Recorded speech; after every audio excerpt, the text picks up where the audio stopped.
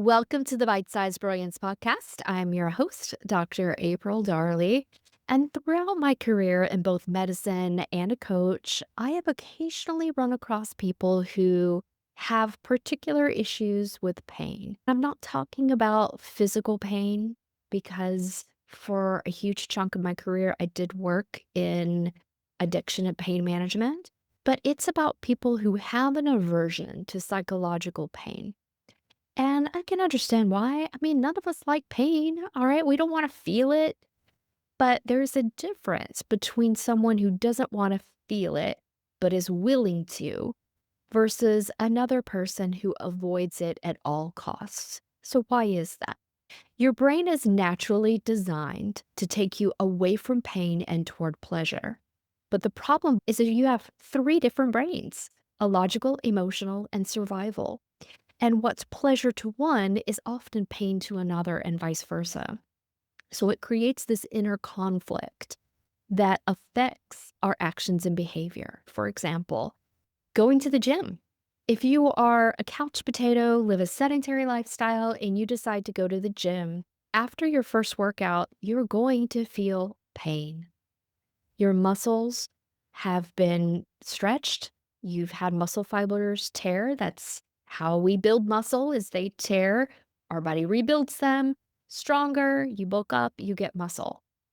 But if you are a person who is so distressed by the pain of working out, the inconvenience of working out is another form of pain.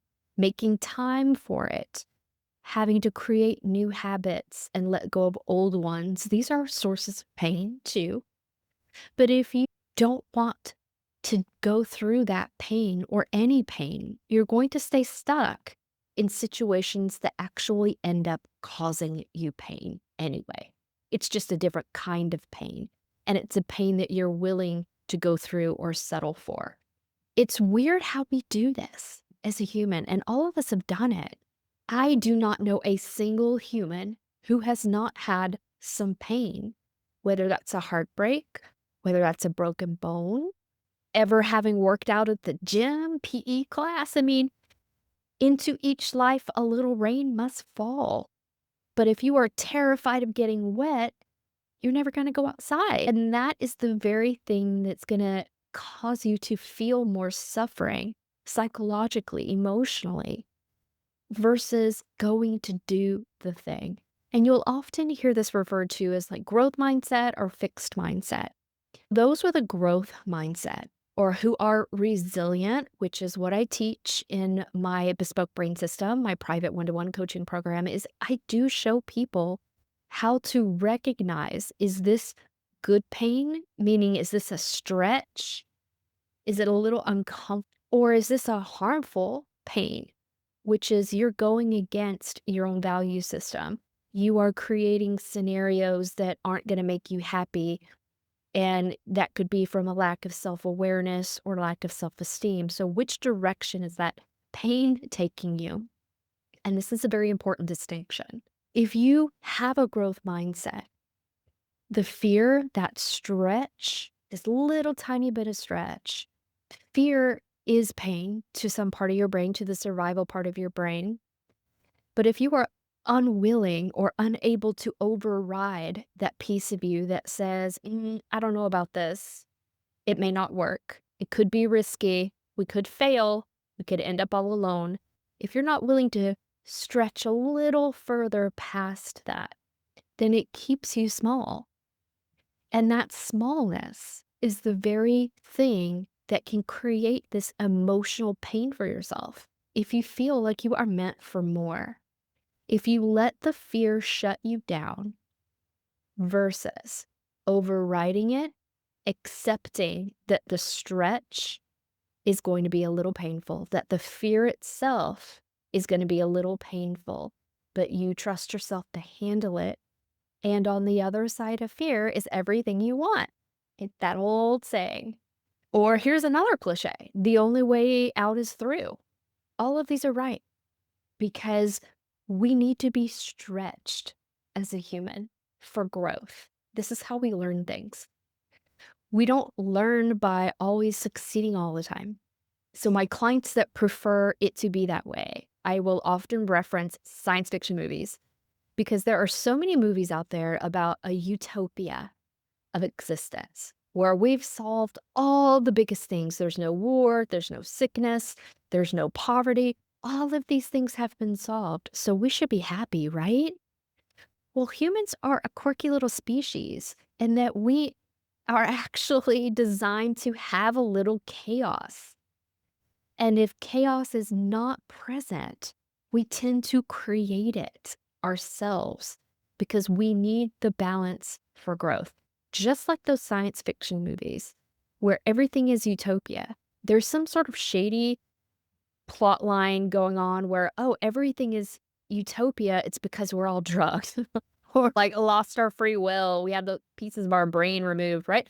So you find out there's somebody who wakes up from the matrix and sees the shadiness for what it is, that utopia isn't a real utopia. It's just a facade, a created utopia, and that they have to incite a little chaos to bring balance back.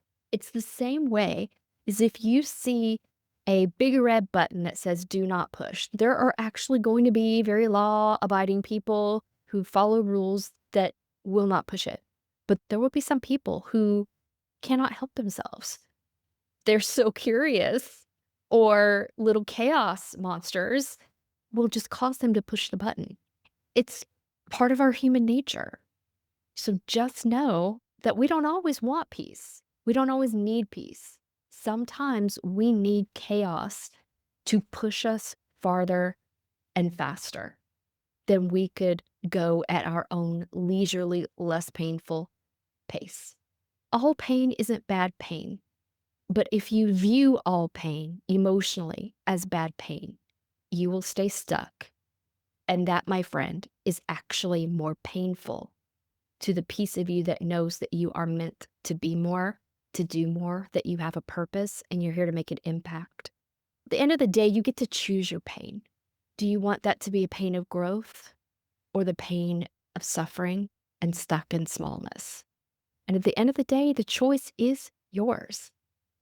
But if you need a little help moving past this frozen place where you feel stuck, where you feel powerless, where you feel afraid, and you need a support system or a structure to teach you how to think differently, to feel differently, to repattern your thoughts, emotions, behaviors, and actions, that's what I do inside of my Bespoke Brain System.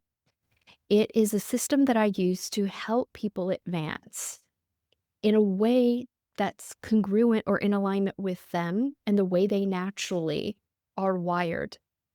And if there is wiring that we find, any conditioning or programming that's harmful instead of helpful, the brain is beautiful, it's brilliant, and we can split that apart and rewire it with ease. If you would like to learn more about how the Bespoke Brain System can get you into a place of growth so that you can stretch just a little bit more, then head over to aprildarley.com and schedule a free phone consultation.